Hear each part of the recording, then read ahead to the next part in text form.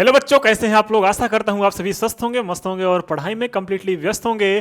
जैसा कि आप सभी को पता है, नोटिफिकेशन आ गया है आपके एग्जाम का और अब हमें तैयारी को जोरों तोरों से करनी है ताकि हम अपने एग्जाम में एक सीट अपनी पक्की कर सकें। और जितने भी बच्चे वीडियोस देख रहे हैं उनको बहुत बहुत ढेर सारी शुभकामनाएं, क्योंकि आपके सामने जो एग्जाम आने वाला है वो आप लोगों से बहुत ज़्यादा दिन वेट करवाया है ना। मतलब आप इतना ज़्यादा वेट किए हुए हैं कि जैसे होता नहीं, ईद का चांद बोल दिया जाए तो गलत नहीं होगा, है ना। तो चलिए स्टार्ट करते हैं। आज हम आपको पढ़ाने वाले हैं फिजिक्स। अगर हो सके तो मैथ्स में पढ़ा सकता हूं, लेकिन उतना टाइम रह जाएगा तो मैं ज़रूर करूंगा। लेकिन ये फिजिक्स का कंटेंट इतना अच्छा दूंगा आपको, फिजिक्स में आपको कहीं से कुछ भी और पढ़ने की ज़रूरत नहीं पड़ेगी। बस मेरे वीडियोस देखते जाइएगा और डिस्कशन बॉक्स में जो कि प्रैक्टिस क्वेश्चन दिए जाएंगे उतना करते जाइएगा। आपके जो रेडियो ऑपरेटर, असिस्टेंट ऑपरेटर के लिए जो वीडियो होने वाली है ये उस एग्ज़ाम के लिए नहीं, अदर और बाकी एग्जाम में जो साइंस पूछेंगे, लोको पायलट पूछा जाता है, अदर जैसे RM RO है ना, रेडियो ऑपरेटर जैसे CISF पूछता है ना, BSF पूछता है, उन सब के लिए भी इंपॉर्टेंट होगी। लेकिन ये सेंट्रलाइज होगा यूपी रेडियो ऑपरेटर, मतलब यूपी पुलिस रेडियो ऑपरेटर या हेड ऑपरेटर के लिए। तो चलिए स्टार्ट करते हैं बिना टाइम वेस्ट के अपना क्या टॉपिक।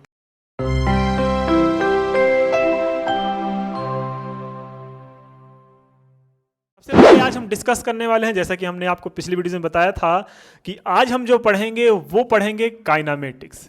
सर हमें तो हिंदी में बताइए काइनामेटिक्स, ठीक है सर जी, हमें हिंदी में बताइए। तो हिंदी में सुन लीजिएगा, हिंदी में सुन लीजिएगा। इसको बोलते हैं शुद्ध गतिकी। क्या बोलते हैं?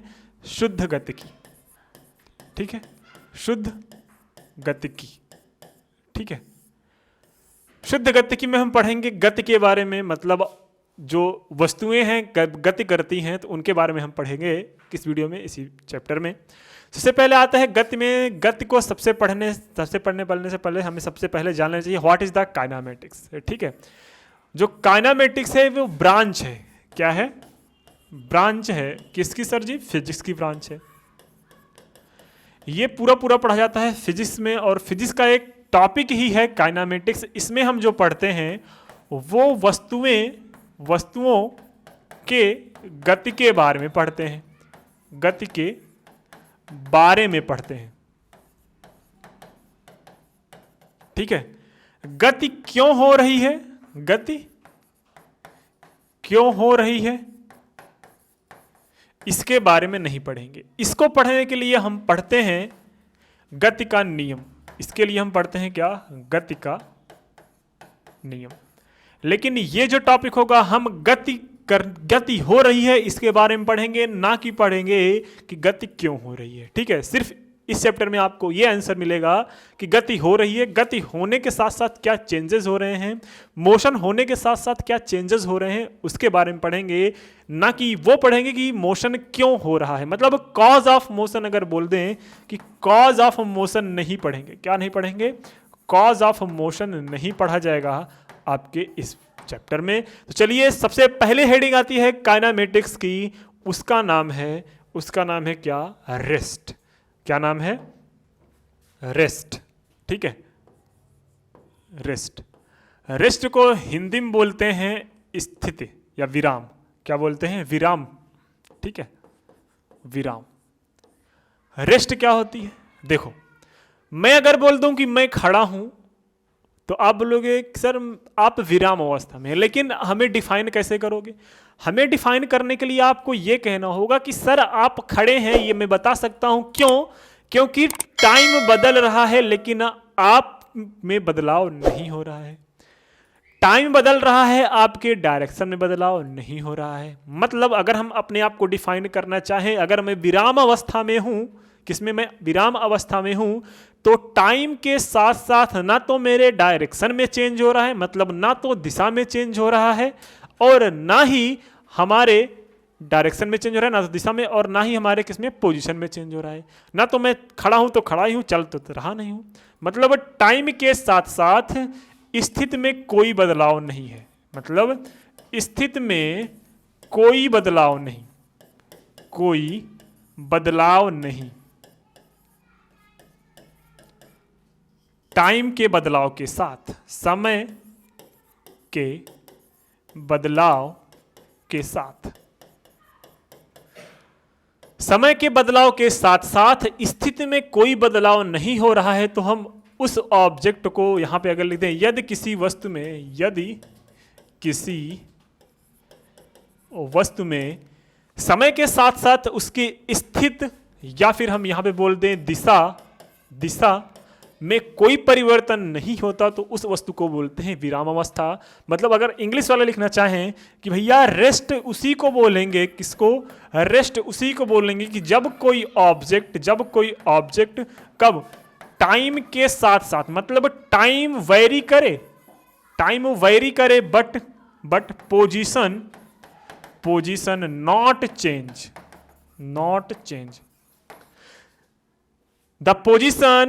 The position is not changed with the changing of time, then that object is in rest। नहीं समझे? मतलब अगर कोई ऑब्जेक्ट टाइम के साथ साथ, अगर कोई वस्तु टाइम के साथ साथ अपने स्थिति व दिशा में कोई परिवर्तन नहीं कर रहा है तो उस ऑब्जेक्ट को बोलेंगे भैया वो विरामावस्था में है। इसी का उल्टा आ जाता है, इसी का उल्टा आएगा आपका गति अवस्था, मतलब जिसको बोलेंगे मोशन। क्या बोलेंगे? मोशन। अच्छा, ये मोशन क्या चीज है? गति क्या चीज है ना? गतिकी था, शुद्ध गतिकी था, मतलब गति का तो हम बहुत पहले से प्रयोग कर रहे हैं, यूज कर रहे हैं। ये गति क्या है? तो उसी का उल्टा सेम डिफिनेशन है कि टाइम के साथ साथ किसी वस्तु में जो परिवर्तन होता है, किसी वस्तु की स्थिति में अगर परिवर्तन होता है, कहां पे परिवर्तन होता है? स्थिति में परिवर्तन होता है। परिवर्तन ही क्या कहलाता है? गति की अवस्था कहलाती है। गति की अवस्था कहलाती है। मतलब समय के साथ साथ किसी वस्तु की स्थिति में परिवर्तन ही गति की अवस्था कहलाती है। मतलब if a body can change its position and direction with respect to time is known as this body is in motion. मतलब अगर कोई ऑब्जेक्ट मोशन में बोला जाएगा तो मतलब वो अपना डायरेक्शन भी चेंज कर रहा है टाइम के साथ साथ, प्लस पोजीशन भी चेंज कर रहा है। किसके साथ? टाइम के साथ साथ। अच्छा, जब मोशन में आएगा तो जब मोशन में कोई चीज है तो वहां पे इसके बाद आएगी नया टर्म जिसको बोलते हैं, मोशन कर रहा है तो यहां से वहां जाएगा, और जब यहां से वहां जाएगा तो वो कुछ पाथ की लंबाई को कवर करेगा कि नहीं करेगा? मतलब कुछ ना कुछ दूरी को कवर करेगा कि नहीं करेगा? आप बोलोगे हाँ सर कवर तो करेगा। तो हम सबसे पहले जानेंगे अब दूरी के बारे में। किसके बारे में मेरे भाई? दूरी के बारे में। तो अब हेडिंग लगाना दूरी। क्या? दूरी। फटाफट डिस्कस करते चलते हैं। छोटी छोटी डिफिनेशंस है जिसको बोलते हैं डिस्टेंस। क्या बोलते हैं? डिस्टेंस। तो डिस्टेंस क्या होता है और डिस्प्लेसमेंट में साथ साथ क्लियर कर दूं। क्या? डिस्प्लेसमेंट मतलब जिसको बोलते हैं मेरे भाई हिंदी में विस्थापन। क्या बोलते हैं? विस्थापन। डिस्प्लेसमेंट और डिस्टेंस क्या होता है? ध्यान से देख लो, एक बार समझ लो। सपोज दैट यहां पे कोई बिंदु ए है, पॉइंट ए है, और यहां पे कोई पॉइंट बी है, कोई बिंदु बी है। यहां पे सपोज दैट आपका घर है। क्या है? आपका घर है, और यहां पे उसका घर है जिसे आप चाहते हो। ठीक है, यहां पे उसका घर है जिसे आप चाहते हो। अगर भैया मजाक कर रहा हूं, सीरियसली मत लेना, ठीक है। सपोज दैट ये आपका होम है और ये आपका दुकान है या फिर आपका स्कूल है या फिर स्कूल कॉलेज है। तो यहां से यहां तक जाने के कई रास्ते हैं। सबसे पहला रास्ता ये है, दूसरा रास्ता ये है, तीसरा रास्ता ये है, चौथा रास्ता ये है, पांचवा रास्ता ऐसे सीधा सीधा है। ठीक है सर, ये क्यों बनाया? ये इसलिए बनाया, अब आपको बातें समझ में आएगी। कैसे समझ में आएगी? ध्यान से देखना। अब अगर पॉइंट ए से पॉइंट बी तक आपको जाना है, आपके घर से आपको अपने कॉलेज जाना है, तो कौन सा रास्ता अपनाओगे? कुछ बोलेंगे सर टाइम बहुत है तो हम इसको अपनाएंगे, बोलेंगे नहीं नहीं हम तो इसको अपनाएंगे, बोलेंगे हम अपनाएंगे, बोलेंगे हम अपनाएंगे, और ये एक ये हुआ।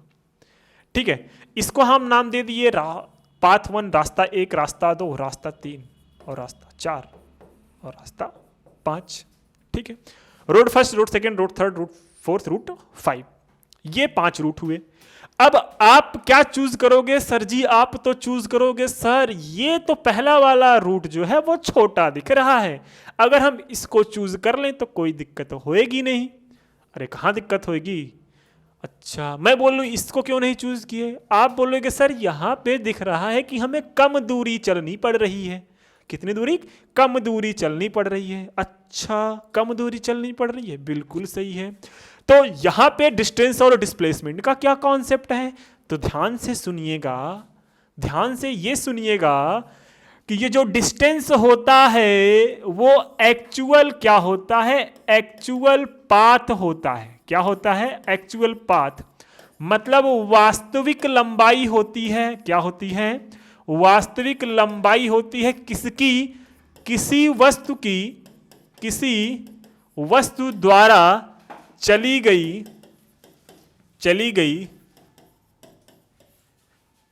वास्तविक लंबाई होती है, उसी को बोलते हैं दूरी। चली गई मार्ग की लंबाई या फिर मार्ग की लंबाई बोलते हैं। चली गई मार्ग की, चले गए मार्ग की, ठीक है। मार्ग मतलब या पाथ बोलते हैं, तो इंग्लिश वाले पाथ समझ लें। मतलब अगर इंग्लिश में भी इसको डिफाइन कर रहे हैं, द एक्चुअल, इसको लिख देंगे the actual length of path, the actual length of path covered by object is known as distance. ठीक है, मतलब जो डिस्टेंस आया वो क्या हुआ? वो है एक एक्चुअल पाथ की लंबाई, एक वास्तविक पाथ की लंबाई, जो वो ऑब्जेक्ट एक पॉइंट से दूसरे पॉइंट तक जाने में कवर किया।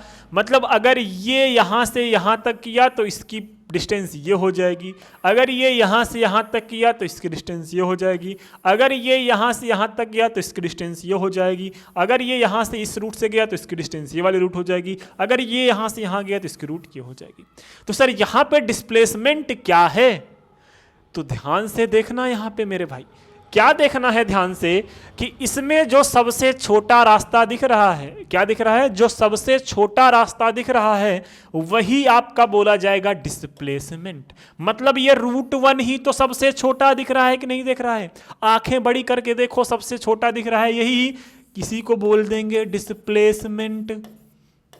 क्या बोल देंगे? डिस्प्लेसमेंट। मतलब the shortest distance between point A and point B. मतलब स्टार्टिंग में आप कहां थे? मतलब प्रारंभिक स्थिति एवं अंतिम स्थिति के बीच की जो न्यूनतम दूरी होगी उसी को बोला जाएगा डिस्प्लेसमेंट। इंग्लिश वाले सुन लें कि भैया the minimum distance between the final position and initial position of any object is known as displacement. आपको इतना क्लियर कि नहीं क्लियर? तो यहां पे सर हमने क्या सीखा? हमने ये देखा कि जो मिनिमम डिस्टेंस होती है वो डिस्टेंस भी हो सकती है, डिस्प्लेसमेंट भी हो सकती है।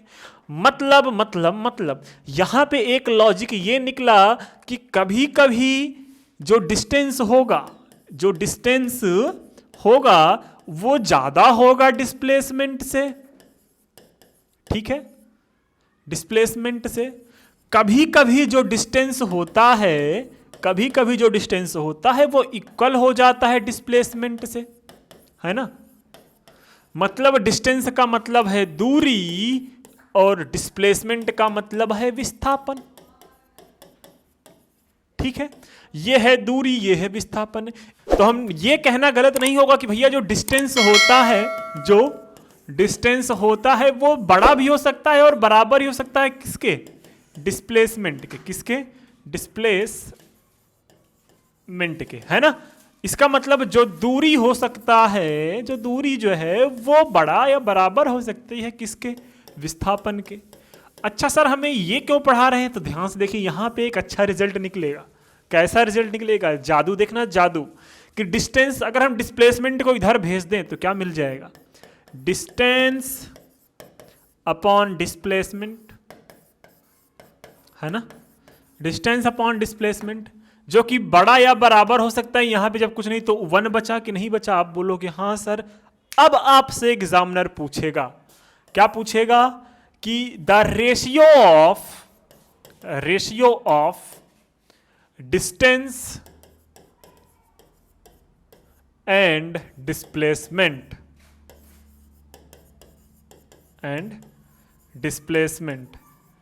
इज, पहला आएगा ग्रेटर देन 1, सेकेंड आएगा ग्रेटर और इक्वल देन 1, इक्वल टू 1, ठीक है। थर्ड आएगा इक्वल टू 1, फिर आएगा नन ऑफ दिस। तो अगर जो बच्चे ये पढ़ के जाए रहेंगे तो वो करके आएंगे। क्या करके आएंगे भैया? ग्रेटर भी होता है और इक्वल भी होता है, तो ग्रेटर और इक्वल हम आराम से टिक करके चले जाएंगे। हम ये भी बोल सकते हैं कि क्या बोल सकते हैं कि भैया लेजर देन 1 या स्मॉलर देन 1 और इक्वल टू 1, ये भी तो बोल सकते हैं। तो उस केस में आप क्या करोगे भैया? ये वाला ऑप्शन क्लिक करके चले आओगे। कौन सा ऑप्शन? Number second. हिंदी में क्या बोलेगा कि भैया दूरी तथा विस्थापन का अनुपात कितना होगा? दूरी तथा विस्थापन का अनुपात कितना होगा? तो आप बोलोगे सर 1 हो सकता है और 1 के बराबर भी हो सकता है, मतलब बड़ा या बराबर हो सकता है। ठीक है, यहां तक कोई दिक्कत? आप बोलोगे नहीं सर कोई दिक्कत नहीं है। यहां से एक क्वेश्चन और पूछता है। क्या पूछता है सर? यूनिट से रिलेटेड क्वेश्चन पूछता है। कैसा क्वेश्चन? यूनिट से। यूनिट मतलब मात्रक। इसका मात्रक क्या है ना? यूनिट्स। तो आप ये बताओ डिस्टेंस को आप कैसे नापते हो? डिस्टेंस को आप किससे नापते हो भैया? दूरी को किससे नापते हो भैया? मीटर में नापते हैं। किसमें? मीटर में। तो आप ये समझ लो जो डिस्टेंस होता है और डिस्प्लेसमेंट होता है, डिस्टेंस होता है, डिस्प्लेसमेंट होता है, दोनों की यूनिट्स जो होती है उसका मीटर है। किसमें भैया? MKS सिस्टम में या फिर हम SI सिस्टम में मीटर होता है। CGS सिस्टम में जो होता है, CGS सिस्टम में बाबू होता है सेंटीमीटर होता है। क्या होता है? सेंटीमीटर होता है। कोई दिक्कत? आप बोलोगे नहीं सर कोई दिक्कत नहीं है, ये तो हुआ यूनिट्स। अच्छा सर इसमें से कौन सा स्केलर है? मतलब कौन सा स्केलर है और कौन सा वेक्टर है? मतलब कौन सा अदिश राशि है और कौन सा सदिश राशि है, जरा ये तो बताइए हमें। तो आप बोलोगे सर जो स्केलर है, स्केलर में क्या क्या सबसे पहले आपके डिस्कस करूंगी। स्केलर क्वांटिटी क्या है? जिसमें मैग्नीट्यूड भी लगे प्लस डायरेक्शन भी लगे, तो उसको बोलेंगे डायरेक्शन नहीं लगे, मैग्नीट्यूड लगे पर डायरेक्शन ना लगे, उसको बोलेंगे अदिश। जैसे मैं बोलूं दूरी, क्या बोल दूं? दूरी में अगर आप करेंगे तो भैया बोलेंगे 4 किलोमीटर जाना है। ये नहीं बोलोगे कि 4 किलोमीटर पश्चिम दिशा में चले जाओ। अगर जहां पे 4 किलोमीटर इन ईस्ट डायरेक्शन बोल दिए, ये हुआ आपका वेक्टर क्वांटिटी। कौन सा वेक्टर क्वांटिटी? Vector quantity. मतलब इसमें मैग्नीट्यूड प्लस डायरेक्शन जिसमें हो जाए उसको बोलेंगे वेक्टर, और मैग्नीट्यूड तो हो प्लस डायरेक्शन ना हो तो उसको बोलेंगे सर जी स्केलर क्वांटिटी। तो डिस्टेंस जो होता है अपना, जो डिस्टेंस होता है ये होता है अपना स्केलर क्वांटिटी। क्या होता है मेरे भाई? Scalar quantity. ठीक है, और ये जो डिस्प्लेसमेंट हुआ इसको बोलेंगे वेक्टर क्वांटिटी। ठीक है, वेक्टर क्वांटिटी। ये स्केलर क्वांटिटी है और ये वेक्टर क्वांटिटी है। साफ साफ क्लियर? आप बोलोगे हाँ सर यहां तक तो क्लियर हो गया। अच्छा यहां तक क्लियर है तो आप लोग कमेंट सेक्शन में जरूर बताना कि करंट क्या है। इलेक्ट्रिक करंट, इलेक्ट्रिक करंट क्या ये स्केलर है? क्या ये वेक्टर है? एक ऑप्शन और कि none of those, none of these कर दो। दोज का नन ऑफ दीज है। इलेक्ट्रिक करंट क्या है? स्केलर है, मतलब विद्युत धारा जिसको बोलते हैं, विद्युत धारा। सदिश है कि अदिश है कि इनमें से कोई नहीं है? ठीक है, आप कमेंट सेक्शन में इसका आंसर दीजिएगा। बाकी जब हम ये चैप्टर पढ़ाएंगे आपको इसी तरीके से डिस्कस कराएंगे स्केलर और वेक्टर क्या होता है। ठीक है, आपने क्या सीखा? आपने दूरी तथा विस्थापन को अच्छी तरीके से सीख लिया। अब हम चलते हैं किस टॉपिक पे? अब हम चलते हैं नेक्स्ट टॉपिक पे, जिसका नाम है चाल तथा वेग। तो डिस्टेंस और डिस्प्लेसमेंट आपको अच्छी तरीके से समझ में आ गया होगा। अभी चलते हैं सबसे इसके बाद जो आता है, उसके बाद जो हेडिंग है, उसके बाद आता है क्या? अपना चाल। अपनी हेडिंग जो सबसे पहले है चाल, ठीक है? क्या है मेरे भाई? चाल, ठीक है। तो चाल क्या होता है इसको जान लेते हैं कि व्हाट इज द स्पीड, मतलब चाल। और दूसरा टर्म होता है वेलोसिटी, है ना, इसको बोलते हैं वेग। ये चाल और वेग सर जब हम 11 में थे तो हमें बहुत परेशान किया था। एक्चुअल में ये दोनों है क्या? दोनों अलग अलग चीजें हैं? हाँ भाई, बिल्कुल अलग अलग चीजें हैं। कौन सी अलग अलग चीजें हैं? चाल को ध्यान से सुनना। चाल जो होता है वो पर यूनिट टाइम में कोई भी ऑब्जेक्ट कितना डिस्टेंस ट्रेवल कर रहा है, पर यूनिट टाइम में कोई भी ऑब्जेक्ट कितना डिस्टेंस क्या ट्रेवल कर रहा है, डिस्टेंस ट्रेवल कर रहा है, उसी को बोलते हैं स्पीड। मतलब पर यूनिट टाइम, जब जहां पे पर यूनिट आए टाइम, जहां पे पर यूनिट टाइम है वहां पे टी नीचे जाएगा। और डिस्टेंस अगर हम बात कर लें, एस क्या हो जाए, डिस्टेंस हो जाए, तो यहां पे जो चाल आ जाएगा, मतलब स्पीड जो आएगी वो क्या आएगी? स्पीड जो आएगी डिस्टेंस अपॉन टाइम। अगर लिख जाए, कैसे लिखा जाएगा इसको? Distance upon time. मतलब अगर हिंदी में लिखें तो लिखेंगे चाल बराबर दूरी बटा समय। चाल बराबर दूरी बटा समय। लेकिन जब हम बात करेंगे वेलोसिटी की, तो वेलोसिटी में ध्यान से देखना, जब हम बात करेंगे वेग की, तो ये जो वेग होता है, मतलब जो वेलोसिटी होती है, ये जो वेलोसिटी होती है वो पर यूनिट टाइम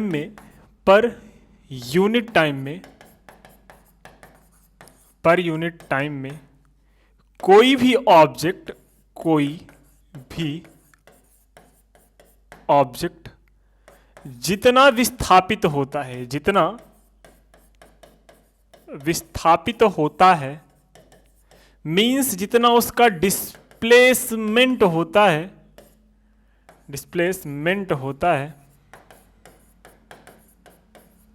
वह उसका वेग कहलाता है।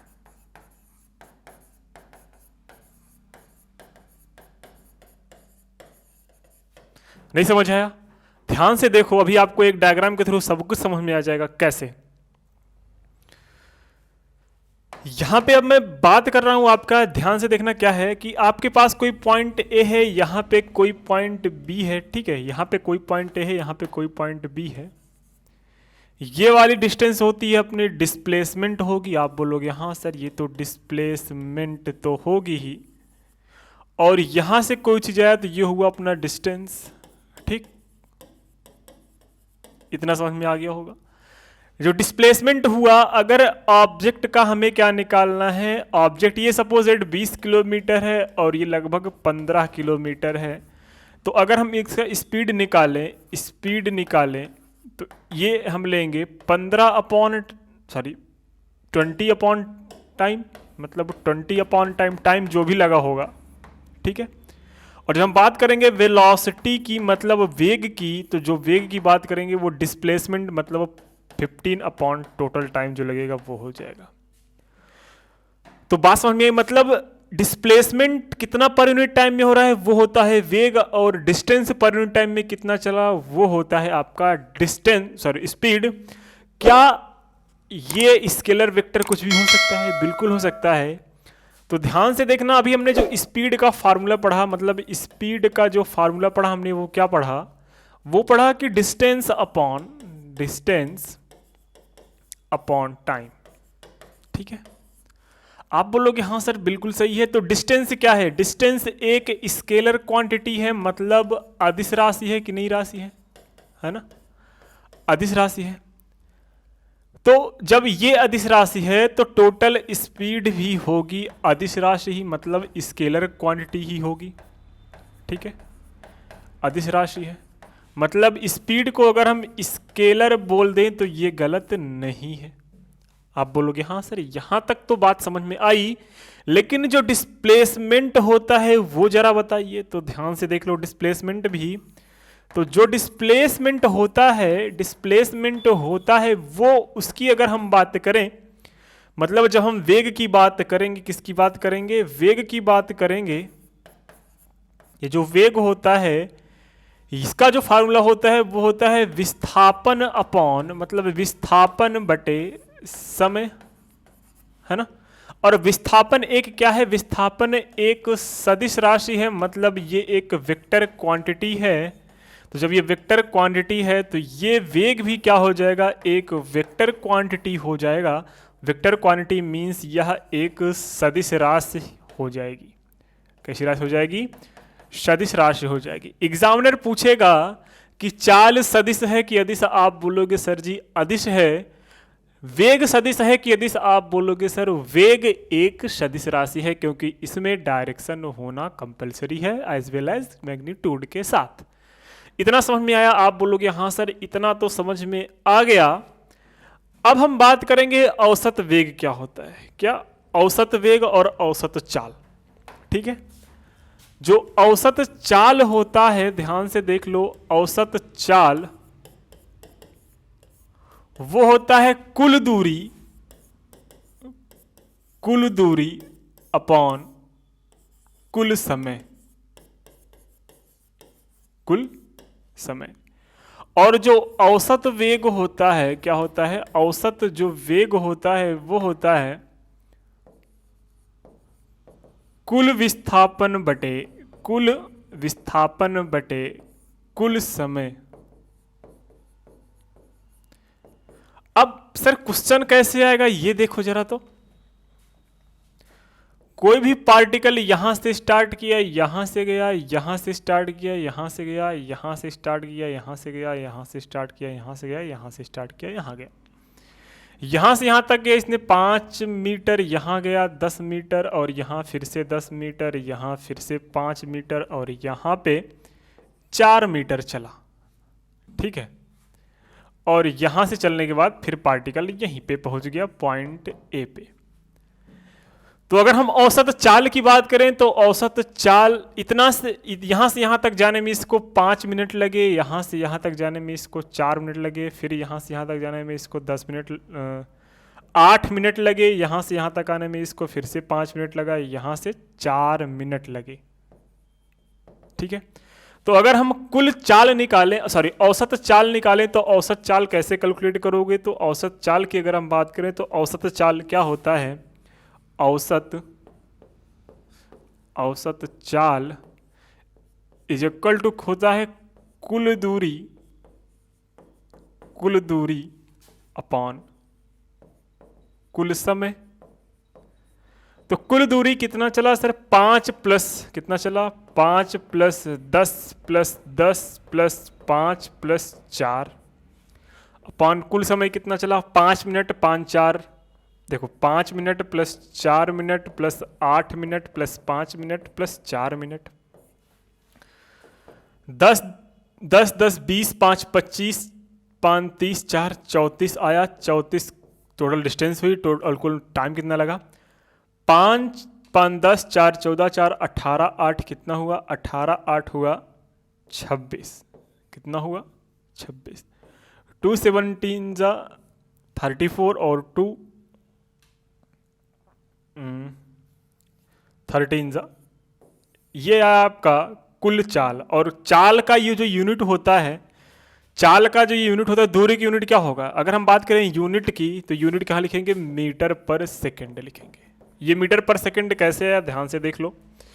अभी हमने फार्मूला पढ़ा था, क्या पढ़ा था, ध्यान से क्या देखना है हमें। फार्मूला सर जी हमने पढ़ा था कि जो चाल होता है वो दूरी बटे समय होता है ना, दूरी बटे समय होता है। तो दूरी का जो यूनिट होता है वो मीटर होता है, और समय की जो यूनिट होती है वो सेकंड होती है। तो हम इसको मीटर पर सेकंड ले सकते हैं, मतलब मीटर प्रति सेकंड अगर लिख दें तो कोई दिक्कत नहीं है। सर जी वेग की कोई क्या यूनिट होती है, तो वेग की वही मतलब विस्थापन अपॉन समय अंतराल होता है, मतलब विस्थापन बटे समय होता है। आप बोलोगे हाँ सर, तो विस्थापन की जो यूनिट होती है वो मीटर होती है, समय की यूनिट जो होती है वो सेकंड होती है, मतलब हम लिख देंगे मीटर पर सेकंड। ठीक है, अगर आपको याद हो तो अगर हम इसकी डायमेंशन निकालें, मतलब वीमा निकालें डायमेंशन, तो क्या होता है मीटर का L अपॉन टी, मतलब जो डायमेंशनल फार्मूला होगा वो आएगा LT-1, टी ऊपर चला जाता है, और ये भी क्या हो जाता है LT-1। ठीक है, तो दोनों की यूनिट सेम है, दोनों का जो डायमेंशन फार्मूला है वो भी सेम है, सब कुछ सेम सेम दिख रहा है। बस हाँ, अगर हम यहाँ पे इस ऊपर वाले क्वेश्चन में अगर हम औसत विस्थापन की बात करें तो क्या, औसत वेग की बात करें तो क्या करोगे? देखो, औसत विस्थापन निकालेंगे। विस्थापन कैसे सर औसत निकलेगा? कुल विस्थापन निकालेंगे। तो विस्थापन मतलब ऑब्जेक्ट जहां था पहले और लास्ट में जहां गया उसके बीच की जो सबसे शॉर्टेस्ट डिस्टेंस होगी वही क्या हो जाएगा विस्थापन। तो ऑब्जेक्ट यहीं पे था पहले, ऑब्जेक्ट यहीं पे तो था और घूम के फिर यहीं पे आ गया, तो जहां पे था वहीं पे आ गया, तो उसके बीच की दूरी क्या हो गई? जीरो। मतलब टोटल डिस्प्लेसमेंट कितना हो गया? यहां पे डिस्प्लेसमेंट की अगर बात करें तो डिस्प्लेसमेंट जो हुआ वो जीरो हो गया। क्या हो गया? जीरो। अरे भाई जहां पे था, देखो हमने पेन फेंका, पेन हमारे हाथ में फिर से आ गई, तो पेन चला h हाइट फिर 2h हाइट, लेकिन हमारे हाथ में आने के बाद उसका डिस्प्लेसमेंट जीरो, मतलब जहां पे था वहीं पे आ गया। तो हम ये बोल सकते हैं कि डिस्प्लेसमेंट यहाँ पे जीरो हुआ, तो कुल डिस्प्लेसमेंट अपॉन टाइम चाहे जितना लगा हो भैया, टाइम तो लगा था अपना 26, फिर भी तो जो वेलोसिटी आएगी वो क्या हो गई? जीरो हो गई कि नहीं हो गई? तो देखो यहाँ पे हम लिख सकते हैं वेलोसिटी जीरो हो सकती है लेकिन स्पीड कभी जीरो नहीं हो सकता अगर उसमें डिस्टेंस ट्रेवल कर रहा है। तो बात समझ में आई? आप बोलोगे हाँ सर यहां तक तो बहुत क्लियर है। अगर और बात करें कुछ इंपॉर्टेंट, अगर एग्जामिनर कुछ पूछना चाहो तो न्यूमेरिकल पूछ सकता है। ठीक है, तो ध्यान से देख लो, नोट हम लिखाते हैं, नोट। ठीक है, नोट इसको ध्यान से देखना।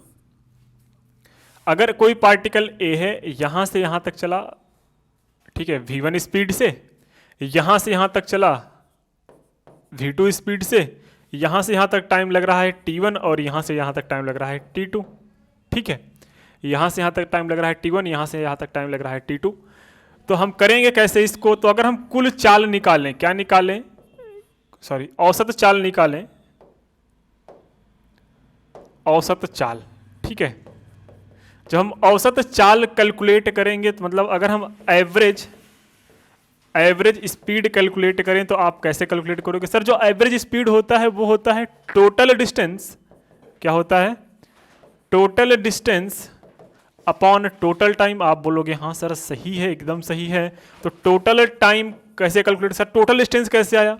यहां पे तो डिस्टेंस दिया ही नहीं गया है, तो आपको ये फार्मूला पता होगा, आपको फार्मूला ये याद होगा बचपन से। सर कौन सा फार्मूला याद होगा? फार्मूला ये याद होगा कि भैया जो चाल बराबर होता है वो दूरी बटा समय होता है ना? आप बोलोगे ये तो सर बचपन से नहीं, अभी आपने सिखाया तभी याद हुआ। ठीक है, कोई नहीं, याद तो हुआ ना। तो चाल बराबर दूरी बटा समय अगर बात हो रही है तो अगर हमें दूरी कैलकुलेट करनी है तो दूरी जो इक्वल टू क्या हो जाएगा? दूरी जो इक्वल टू चाल गुणे समय हो जाएगा कि नहीं हो जाएगा? हाँ या ना?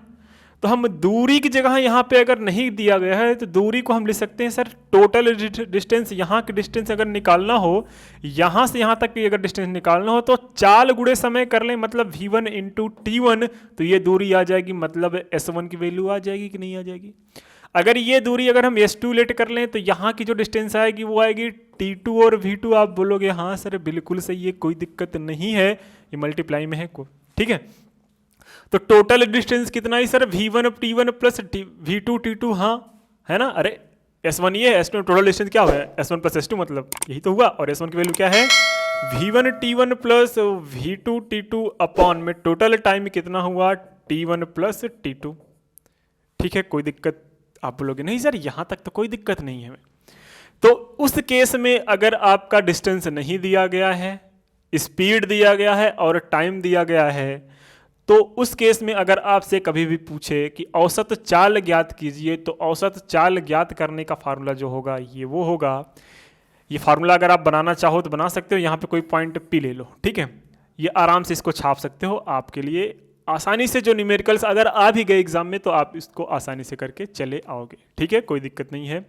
लेकिन नेक्स्ट केस क्या बनता है सर? नेक्स्ट केस समझाइए हमें। नेक्स्ट केस ये बनता है कि आपको अब की टाइम ना देके, क्या ना देके?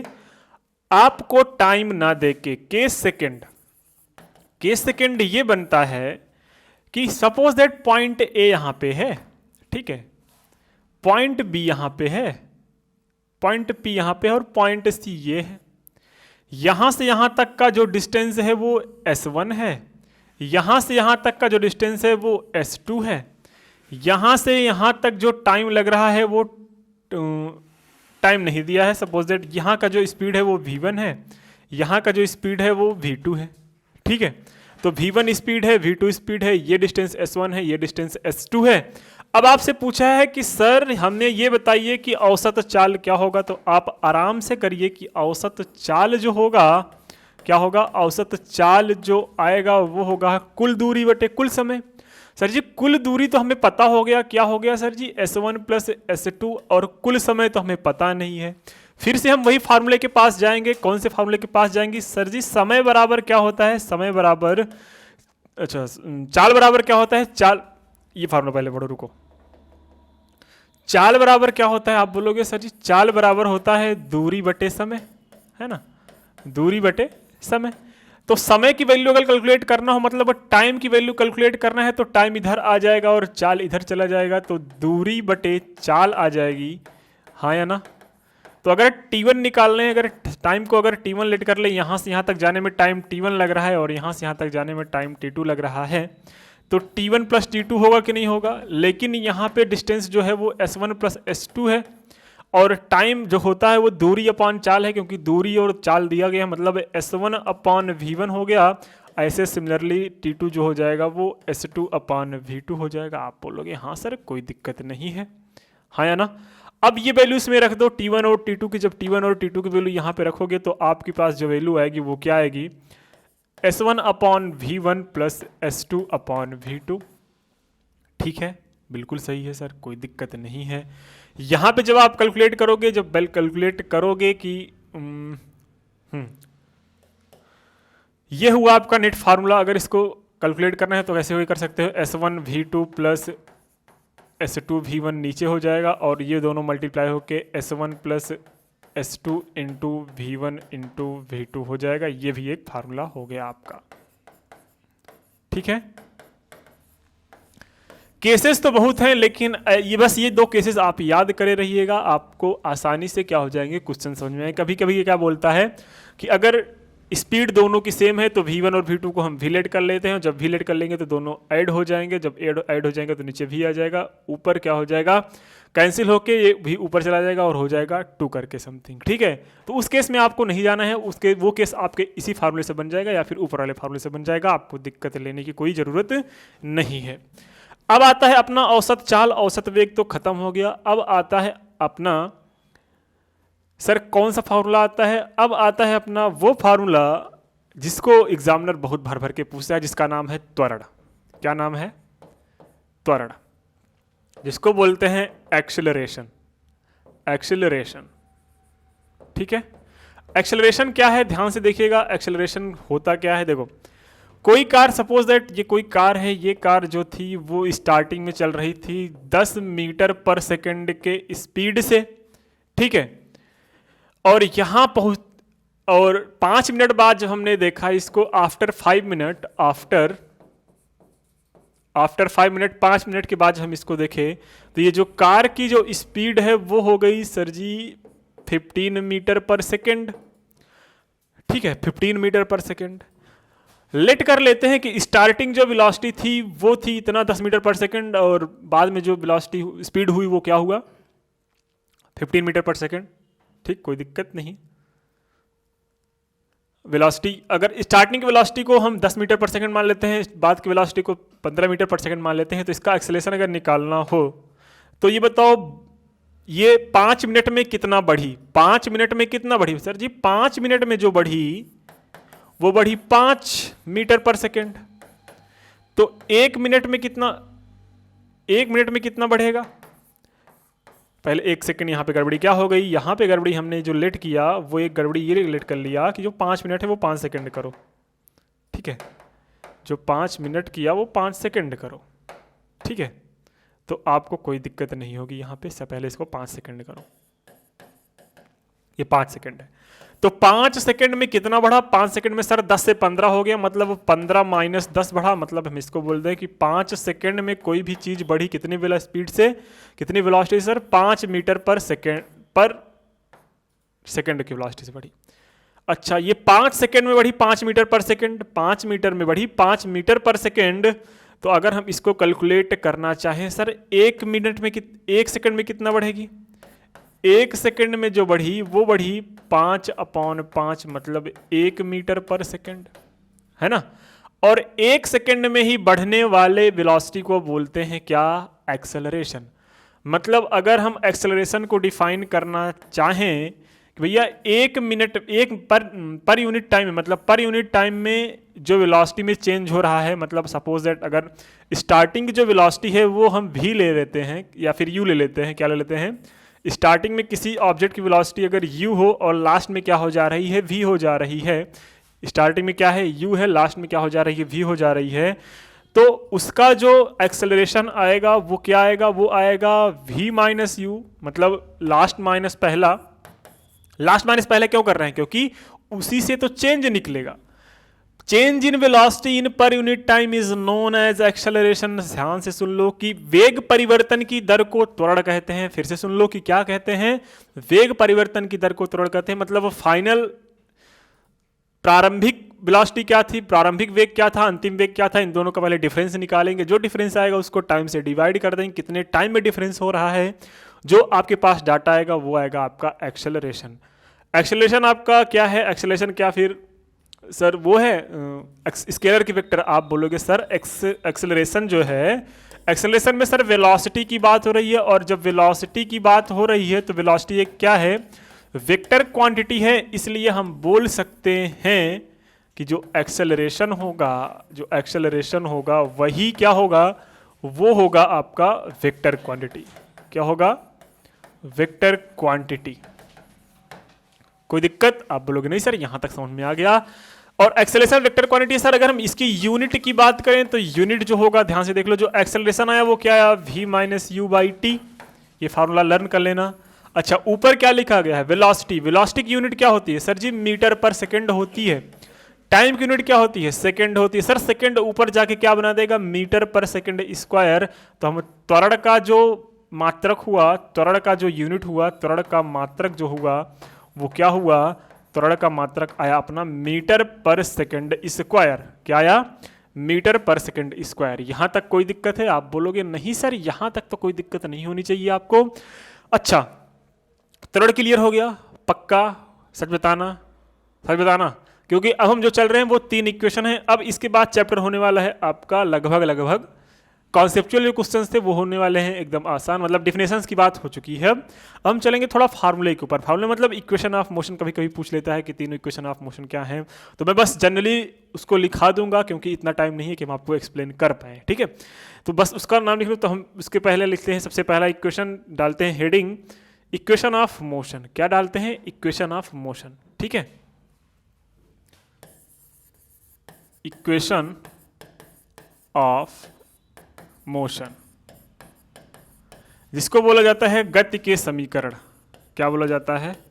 गति के समीकरण।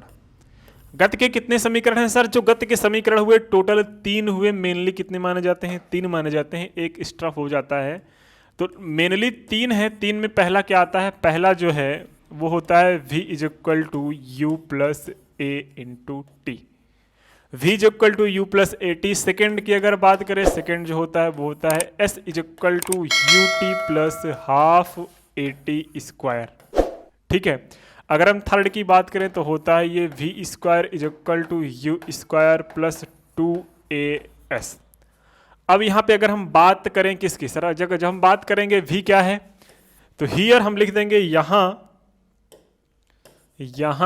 मतलब हियर v क्या इंडिकेट कर रहा है? v इंडिकेट कर रहा है अंतिम वेग, मतलब फाइनल वेलोसिटी। ठीक है, फाइनल वेलोसिटी। u क्या इंडिकेट कर रहा है? u जो इंडिकेट कर रहा है वो प्रारंभिक वेग को, किसके? प्रारंभिक वेग को, मतलब इनिशियल वेलोसिटी। ए क्या बता रहा है? ए बता रहा है आपका त्वरण। क्या बता रहा है? त्वरण। इसको बोलते हैं एक्सेलरेशन। फिर क्या है? टी क्या है? टी लग रहा है आपका टाइम बता रहा है, ठीक है। एस क्या बता रहा है? एस बता रहा है आपका डिस्प्लेसमेंट। क्या बता रहा है? डिस्प्लेसमेंट।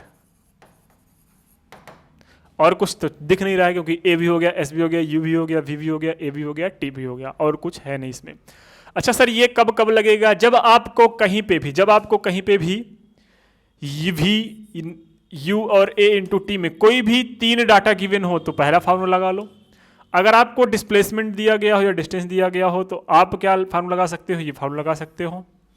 अगर आपको न टाइम दिया है ना, अगर आपको टाइम ना दे के बाकी सब चीज़ें पूछा है तो आप ये फार्मूला लगा सकते हो। इन दोनों में आपका टाइम कंपलसरी है, लेकिन इसमें आपका फाइनल वेलोसिटी नहीं लगेगा, इसमें आपका टाइम नहीं लगेगा, इसमें आपका डिस्प्लेसमेंट नहीं लगेगा या फिर डिस्टेंस नहीं लगेगा। तो ये तीनों फार्मूला अपने आप में बहुत मायने रखते हैं। इसके न्यूमेरिकल्स आपसे पूछे जा सकते हैं। और हाँ, ये फार्मूला आपको क्या कर सकता है, कैसे पूछेगा एग्जाम पता है? बोल देगा इनमें से कौन सा फार्मूला है, पहला इक्वेशन शो करता है। तो ये कभी कभी ऐसे दे देगा v minus a t is equal to u, तो u is equal to v minus a t. तो आप लोग याद किए होगे v is equal to u plus a t, तो बोलोगे सर ये तो सही है नहीं है। सर सही है, इसको हमने इधर भेज दिया तो ये क्या हो गया? v minus a t is equals to u. ऐसे ऐसे फार्मूले को इंटरचेंज करके दे सकता है। तो आप इसके ऊपर जितना ज़्यादा प्रैक्टिस कर सकते हो उतना ज़्यादा प्रैक्टिस कर सकते हो। कभी कभी आपसे पूछ लेता है कि n सेकंड में कि कितना डिस्प्लेसमेंट होगा, तो n सेकंड में डिस्प्लेसमेंट कितना होगा? ध्यान से देख लो। x is equal to displacement होता है वो होता है u plus half a into two n minus one. n क्या है? Number of seconds, number of seconds, ठीक है। ये फार्मूला भी याद रख लेना, कभी कभी एग्जाम में पूछ लेता है तो हमें इसकी हेल्प लेनी पड़ेगी। जब हम एमसीक्यू की प्रैक्टिस करेंगे तो वहाँ पे ये फार्मूला आपका यूज़ में आएगा। जितना फार्मूला भी हमने लिखाया वो आपको याद हो जाना चाहिए। ये तो हुआ अगर कोई भी ऑब्जेक्ट, ये कब के लिए है? ये तब के लिए है जब कोई ऑब्जेक्ट, ये तब के लिए है जब कोई ऑब्जेक्ट कैसे मोशन करे। ये अपना अर्थ है, अर्थ के ऊपर कोई बस है तो इस पर अगर कोई चीज़ ऐसे मोशन कर रहा है, ठीक है, मतलब ऐसे ट्रांसलेशनल मोशन, मतलब अर्थ के ऊपर ऐसे नहीं गिर रहा है, ये ऐसे चल रहा है, अर्थ के ऊपर हॉरिजॉन्टली चल रहा है, वर्टिकली नहीं, हॉरिजॉन्टली मतलब क्षैतिज दिशा में अगर कोई चीज अर्थ पे चल रही है तो उसके लिए ये सारे इक्वेशन वैलिड होंगे। अगर बात करें कि सर जब ऊर्ध्वाधर गिरेगा तो वहां पे क्या आएगा, अब यहीं पे वो भी देख लो कि जब कोई ऑब्जेक्ट ऊपर से नीचे गिरेगा, ऊपर से नीचे गिरेगा तो वहाँ पे जो एक्सेलरेशन काम करता है वो एक्सेलरेशन कन्वर्ट हो जाता है जी में। अच्छा सर ये जी क्या है? ये जी होता है acceleration due to gravity, acceleration due to gravity. यहाँ पे ग्रेविटेशनल फोर्स लग रहा है, उसकी वजह से एक एक्सेलरेशन लगा, मतलब गुरुत्वीय त्वरण काम किया। तो ध्यान से देखना, अगर कोई ऑब्जेक्ट ऊपर से नीचे आ रही है तो जी को हम रखेंगे पॉजिटिव, अगर अपना कोई ऑब्जेक्ट नीचे से ऊपर की ओर फेंक रहे हैं तो यहाँ पे रखेंगे जी को नेगेटिव। यहाँ पे पॉजिटिव, ऊपर से अगर कोई चीज़ नीचे आ रही है तो जी को रखेंगे पॉजिटिव, और कोई चीज़ नीचे से ऊपर जा रही है तो उसको रखेंगे नेगेटिव। तो उस केस में इक्वेशन क्या आएगा, यहाँ पे देख लो, ध्यान से देख लो क्या हो जाएगा। उस केस में जो इक्वेशन आएगा, पहला इक्वेशन की बात करें तो आप बोलोगे sir ji v is equal to u plus v is equal to u plus gt होगा कि at होगा। सर जी यहाँ पे एक्सेलरेशन ड्यू टू ग्रेविटी है तो यहाँ पे gt हो जाएगा। कब? पहला केस ये है कि जब कोई ऑब्जेक्ट ऊपर से नीचे गिर रहा है तो जी की वैल्यू क्या लेंगे? पॉजिटिव लेंगे। ये वाला केस हम यहाँ पे कर रहे हैं। सेकंड इक्वेशन क्या हो जाएगा? सेकंड इक्वेशन हो जाएगा s की जगह सर जी h हो जाएगा, तो h इज इक्वल टू क्या हो जाएगा? ut plus half gt square. हाँ सर बिल्कुल सही, क्योंकि h की जगह s की जगह h हो जाएगा और एक जगह g हो गया। थर्ड इक्वेशन क्या हो जाएगा? थर्ड इक्वेशन जो हो जाएगा वो हो जाएगा v square is equal to u square plus 2g। s की जगह क्या हो जाएगा? एच हो जाएगा। ये हुआ तीनों इक्वेशन। ये तो तब के लिए है जब कोई ऑब्जेक्ट ऊपर से नीचे गिर रही हो, लेकिन जब कोई ऑब्जेक्ट नीचे से ऊपर फेंका जाए तो क्या होगा, जब कोई ऑब्जेक्ट अर्थ से दूर जा रही है उस केस में मतलब ये इक्वेशन बनेगा ऊपर की ओर, तो जी की वैल्यू क्या हो जाएगी, जी की वैल्यू हम लेंगे सर जी निगेटिव। अब जब जी की वैल्यू नेगेटिव लेंगे तो पहला इक्वेशन बनेगा आपके पास v is equal to u minus g t. Second equation जो आपके पास आएगा वो आ जाएगा h is equal to u t plus की minus half g t square. और जो आपके पास थर्ड इक्वेशन बना, वो थर्ड इक्वेशन जो बना वो बना आपके पास भैया v square is equal to u square minus 2gh। ये हुआ आपके तीनों इक्वेशन। अगर आपको इन सब इक्वेशन में कोई दिक्कत नहीं है तो समझ लो आपने इस चैप्टर को अच्छी तरीके से कवर कर लिया है। अब इसमें हम ऑपरेशन करके देखेंगे, वो अब जितना हमने पढ़ा है इतना अगर आपने पढ़ लिया है, अब इसके बाद हम करेंगे क्वेश्चन की प्रैक्टिस। लेकिन इसके बाद वाले जो क्वेश्चंस आएंगे उसमें थोड़ा सा कॉन्सेप्ट हम और करेंगे, जस्ट उसके बाद करेंगे क्वेश्चन की प्रैक्टिस। और जब हम क्वेश्चन की प्रैक्टिस करेंगे कि आपको लगेगा कि हाँ सर ने अच्छे से एक्सप्लेन किया है एक एक चीज़। अभी तो आप लोगों को लगा सर ने कुछ नहीं पढ़ाया, लेकिन जब मैं एक एक क्वेश्चन की बात करूँगा तो क्वेश्चन में आपको कॉन्सेप्ट की क्लियरिटी मिलेगी, क्योंकि हमें क्वेश्चन बनाने एग्जाम में कॉन्सेप्ट थोड़ी आएगा आपके एग्जाम में। बस हाँ ये आपको सिखा रहा हूँ कि इतना बेसिक्स आपको आना चाहिए अगर आपको क्वेश्चंस करने हैं। ये तो हुए इतने बेसिक, मैं आपको बस रिकॉल करवाते चल रहा हूँ, ठीक है। इसमें आपने रिकॉल कर लिया, हाँ जो बच्चे थोड़ा बहुत भूले वगैरह थे उनका भी रिकॉल हो गया। और अब नेक्स्ट वीडियो में हम जब क्वेश्चंस करेंगे थोड़ा सा इसमें ऑपरेशन करेंगे, जब v इक्वल टू 0 हो जाएगा, h इक्वल टू 0 हो जाएगा, इस केस में वहाँ पे नए नए फार्मूले बनेंगे। उसके बाद हम करेंगे जब क्वेश्चन की प्रैक्टिसेस कम से कम 20 से 30 क्वेश्चन एक क्लास में होगी, तो वहाँ पे आपको इस चैप्टर से रिलेटेड कोई फिर डाउट नहीं रह जाएगा। फिर हम चलेंगे नेक्स्ट चैप्टर पे। ऐसे धीरे धीरे एग्जाम तक हम अपने कंप्लीट सिलेबस को खत्म करके रिवाइज भी कर लिए होंगे। तो वीडियोस कैसी लगी, ये थी आपकी पहले वीडियोस। अगर वीडियो अच्छी लगी हो तो भाई दोस्तों के साथ जरूर शेयर करें, और ज़्यादा से ज़्यादा हो सके अपने ग्रुप में ज़्यादा शेयर करें ताकि उन बच्चों को भी बेनिफिट मिल सके। क्योंकि जो बच्चे की फिजिक्स इतना दिन हो गया पढ़े हुए तो उनका फिजिक्स भाई भूल तो गया होगा, और वो यहाँ पे कंप्लीट फिजिक्स पढ़ा रहा है, वो भी फ्री ऑफ कॉस्ट। क्या, फिर से सुन लो, फ्री ऑफ कॉस्ट, और कंप्लीट रिकॉर्डेड लेक्चर रहेगा। ना तो कोई टाइम पास, ना तो यहाँ पे कोई कमेंट पढ़ा जाएगा। हाँ बाद में आप कमेंट करते हैं तो आपका डाउट देखा जाएगा यहाँ पे, इसीलिए मैंने इसको लाइव सेशन नहीं रखा है, क्योंकि लाइव सेशन में होता है टाइम का सत्यानाश, है ना। आप जाके या वीडियो अपलोड हो जाएगी, उसके बाद आप फटाफट 2x पे या फिर 1x 1.5x 1.5 अपने क्षमता अनुसार क्या देख सकते हैं, अपनी वीडियोस देख सकते हैं और अपने कॉन्सेप्ट को रिकॉल कर सकते हैं। उसके बाद जब आपके एग्जाम में जाएंगे तो आपके पास अलग एनर्जी होगी, अलग लेवल होगा, आप अपने एग्जाम को 100% क्लियर करके चले आएंगे और अपनी एक सीट पक्की करके आएंगे। ठीक है, मिलते हैं नेक्स्ट वीडियो में, तब तक के लिए शुभ रात्रि, जय हिंद एंड बाय बाय।